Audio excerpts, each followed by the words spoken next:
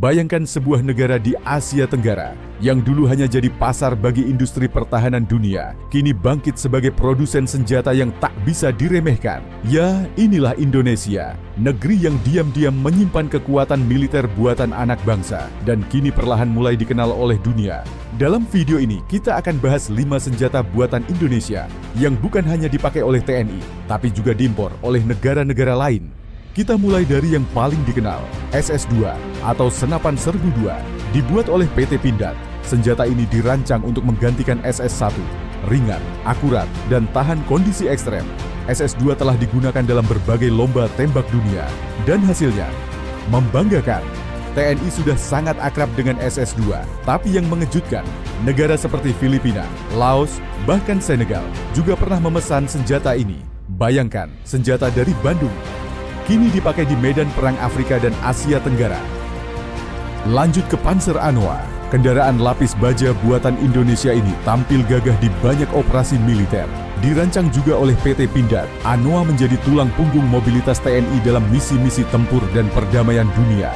Hebatnya, Anoa juga digunakan oleh pasukan Indonesia yang tergabung dalam misi PBB di Lebanon dan Kongo. Dan kabarnya, Brunei Darussalam dan Nepal tertarik untuk memilikinya. Tak banyak yang tahu, Indonesia juga mengembangkan senjata roket. Inilah dia, Erhan 120B, roket artileri buatan Lapan dan PT Dahana, mampu melesat sejauh 15-20 km. Roket ini diciptakan untuk mendukung operasi militer darat dalam skala besar. Walau belum diekspor luas, pengembangannya mendapat perhatian dari negara tetangga. Ini adalah langkah awal menuju kemampuan rudal dalam negeri. Bayangkan, suatu hari nanti, Indonesia punya rudal balistik buatan sendiri. Ingin sesuatu yang lebih mematikan? Kenalkan, SPR-2, senapan penembak jitu anti material, kaliber 50B MG, dibuat juga oleh PT Pindad. SPR-2 ini mampu menghancurkan kendaraan ringan dari jarak ratusan meter.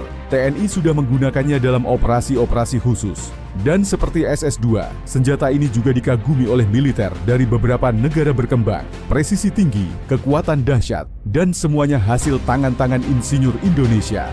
Terakhir, mari kita melaut sebentar. Indonesia bukan hanya jago di darat dan udara, tapi juga di laut. Inilah KCR-60M kapal cepat rudal, buatan PT PAL. Kapal ini dilengkapi rudal C-725 dan mampu menghantam kapal musuh dari kejauhan. Tak hanya dibuat untuk TNI AL, tapi Filipina dan Senegal juga menunjukkan minat pada kapal ini. Kapal tempur dari galangan Surabaya kini jadi incaran negara-negara sahabat. Inilah 5 senjata buatan Indonesia yang tak cuma jadi kebanggaan, tapi juga bukti bahwa negeri ini tidak hanya jago kandang. Kita punya insinyur, teknologi dan semangat untuk mandiri dalam pertahanan. Dari senapan, panser, hingga kapal perang, semua dibuat oleh tangan-tangan anak bangsa. Dan siapa tahu, dalam beberapa tahun ke depan, Indonesia tak hanya jadi pemain regional, tapi raksasa baru dalam industri militer dunia. Jangan lupa like, subscribe, dan nyalakan lonceng notifikasi untuk terus dapat konten seputar militer, alutsista, dan dunia pertahanan. Sampai jumpa di video selanjutnya.